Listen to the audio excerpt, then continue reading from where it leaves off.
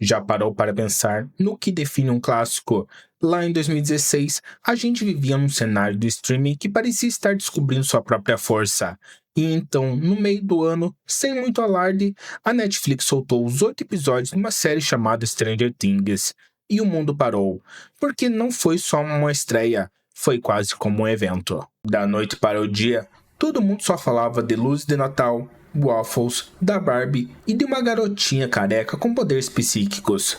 A série não foi só um sucesso, ela se tornou um fenômeno cultural instantâneo. E a pergunta que ficou é, por quê? A resposta fácil seria a nostalgia. Mas essa é uma resposta preguiçosa. A nostalgia sozinha é uma muleta. Ela te faz sorrir, mas não te faz ficar. Mas sim, o verdadeiro segredo da primeira temporada de Stranger Things não é o que ela referenciava, mas sim como ela fez isso. Os irmãos Duffer não fizeram uma colagem de referências. Eles pegaram os tijolos dos anos 80, como Spielberg, Stephen King, John Carpenter, e construíram uma casa nova, sólida, assustadora e cheia de decoração. O que vimos em 2016 não foi só uma homenagem, foi uma aula de engenharia narrativa, uma máquina tão bem ajustada que cada peça se movia em perfeita harmonia. É uma obra que se propôs a fazer uma coisa, capturar um sentimento específico, e executou isso de uma forma que a gente raramente vê. E para quem não me conhece ainda, olá, eu sou o Gabriel e no vídeo de hoje vamos relembrar um pouco de uma série que já está fazendo quase 10 anos que foi lançada e que no final desse ano chega a sua quinta e última temporada. Então antes da gente continuar, já deixa o like no vídeo que assim você ajuda o canal a chegar em mais e mais pessoas. E também se inscreva e clica no sininho para não perder os próximos vídeos. E que já está aqui, me segue nas minhas redes sociais. Elas vão estar passando agora na tela e também vão estar aqui na descrição. E agora sim, vamos ao vídeo. Alguma coisa está chegando. Alguma coisa faminta por sangue. O que é? O Demogorgon! A gente tá na merda. O primeiro acerto dos irmãos Duffer foi tratar a temporada como um filme de 8 horas.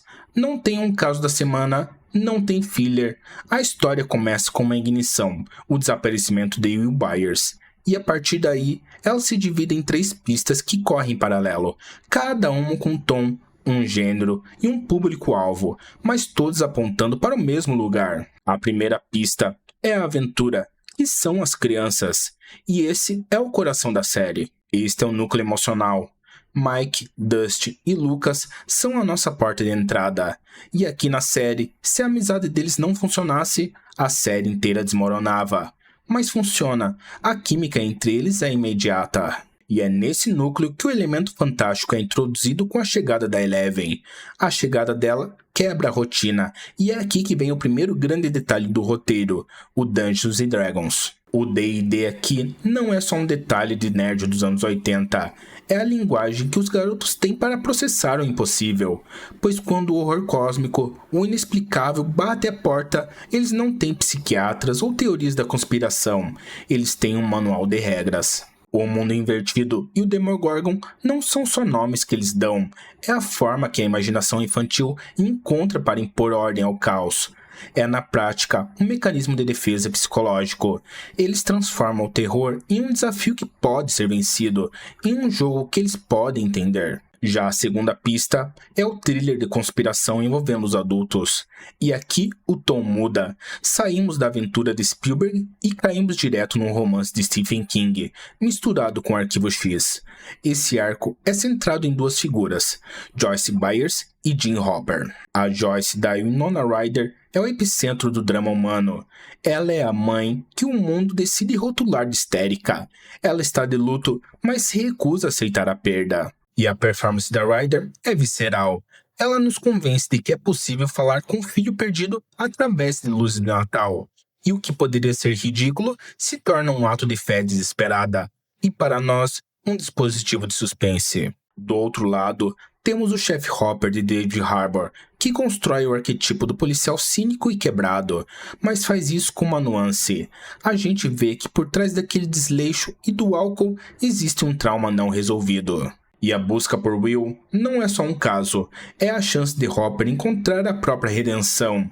A investigação dele nos leva para o thriller de conspiração, para o laboratório, para o Dr. Brenner e para a paranoia da Guerra Fria. E por último, temos a pista 3, que é o horror envolvendo os adolescentes, que serve como ponte tonal. O arco de Nancy, Jonathan e Steve começa como um filme de John Hughes, com o drama de colégio, quem é o popular, quem é o outsider, o primeiro amor, mas o desaparecimento da Barbie joga esse arco direto num filme de terror dos anos 80. E é aqui que vemos o Demogorgon em ação pela primeira vez. É onde o horror corporal e o suspense se manifestam. Nancy e Jonathan, o estranho e a princesa se unem não por romance, pelo menos não no início, mas por uma investigação paralela. Eles estão caçando um monstro físico, enquanto os adultos caçam a conspiração e as crianças desvendam o mistério. E o brilhantismo é que os Duffer mantêm essas 3 pistas correndo, cada uma com seu próprio motor até o clímax. E no final, todas elas se encontram. Todas as linhas narrativas convergem num ato final unificado, onde cada grupo, uma frente diferente de cada, contribui para a batalha final. O que foi algo muito bom nessa primeira temporada, mas que, como vamos ver nos próximos vídeos, essa fórmula vai voltar a se repetir.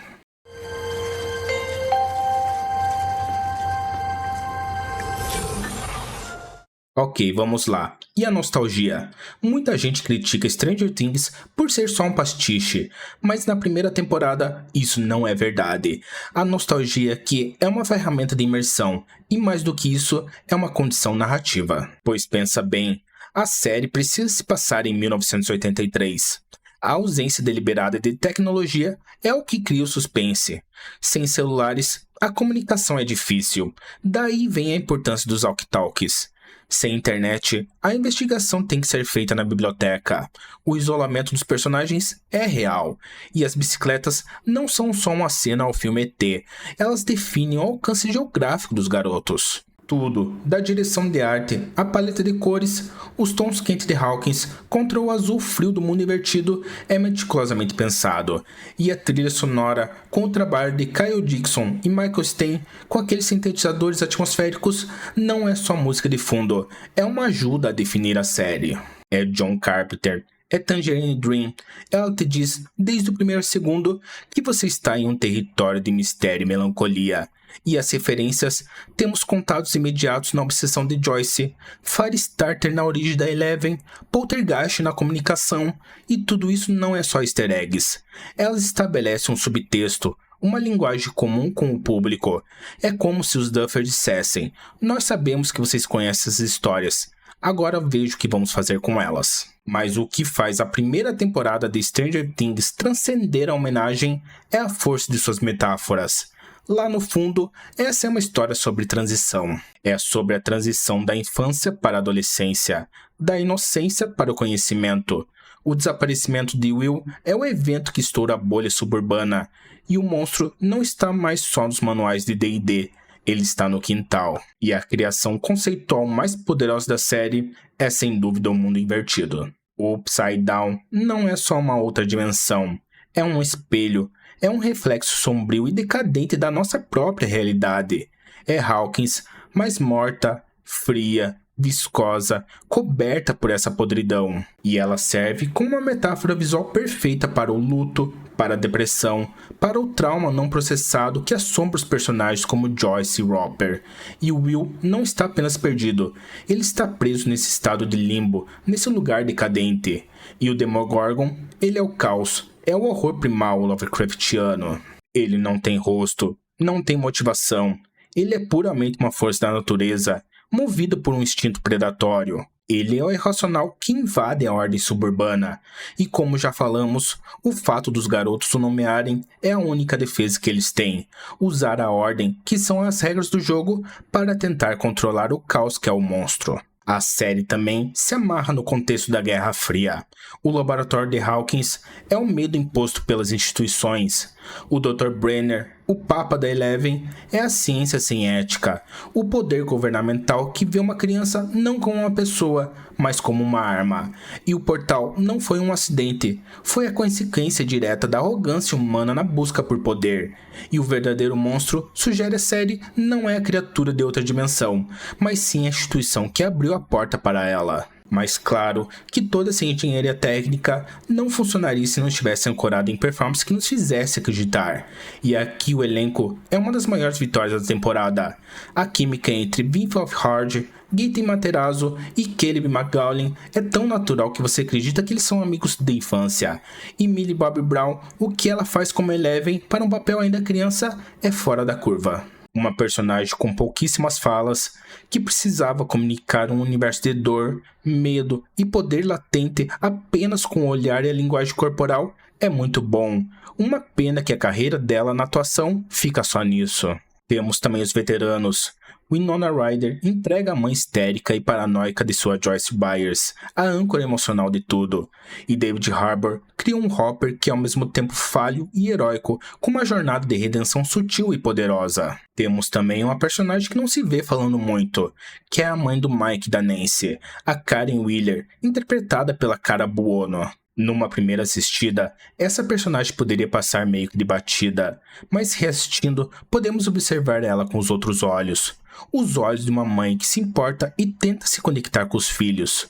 Um deles, uma adolescente que está se descobrindo e tentando ter sua própria independência, enquanto o outro tenta ajudar o filho em uma espécie de luto pela perda de seu amigo. Até o arco do Steve Harrington, que virá a se tornar o melhor personagem nas próximas temporadas, que começa com o estereótipo do babaca dos anos 80, ganha uma curva inesperada, mostrando que os Duffer estavam interessados em subverter algumas expectativas, e não só em homenageá-las. Contudo, tem dois personagens específicos que, se a gente olhar com os outros olhos, vai perceber que não são tão bem desenvolvidos aqui, que é o Dustin e o Lucas. Começando pelo Dustin, que serve mais como um alívio cômico.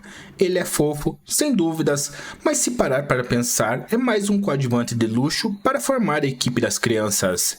E isso também vale para o Lucas, que o tempo inteiro fica falando que tem algo de errado com a Eleven, e no final acaba sendo um personagem um tanto quanto marrento. Tudo isso posto, porque a primeira temporada de Stranger Things é esse marco, porque ela é um caso exemplar de execução. A direção dos Duffer, e também com uma mãozinha de Shaw Levy, tem um controle de ritmo e tom que é de se invejar. Eles sabem exatamente quando nos dar o humor, quando nos dar o coração e quando nos dar o terror. A montagem paralela nos episódios finais, pulando entre as 3 frentes de batalha, além que pelo menos aqui nessa primeira temporada, os 8 episódios são enxutos, sem gordura, cada uma delas avançando a trama ou desenvolvendo os personagens. Em retrospecto, a primeira temporada não é uma obra-prima de originalidade, no sentido de ter criado algo do zero. Ela não inventou a aventura juvenil, o horror daquilo que não compreendemos ou a conspiração governamental. O gênio dela está na síntese. Ela pegou todos esses ingredientes que nós amamos e que nos definem uma geração, e em vez de fazer uma playlist de referências, ela compôs uma música nova, uma música que soava familiar, mas que tinha sua própria melodia e seu próprio coração. A primeira temporada é um feito de equilíbrio quase perfeito. É assustador, é emocionante, é engraçado e, acima de tudo, é profundamente satisfatório. É um daqueles raros momentos em que todas as peças, o roteiro, a direção, o elenco, a trilha sonora e todo o design se encaixam com a precisão que beira o mágico. É quase como se pudéssemos dizer que um raio caiu dentro de uma garrafa.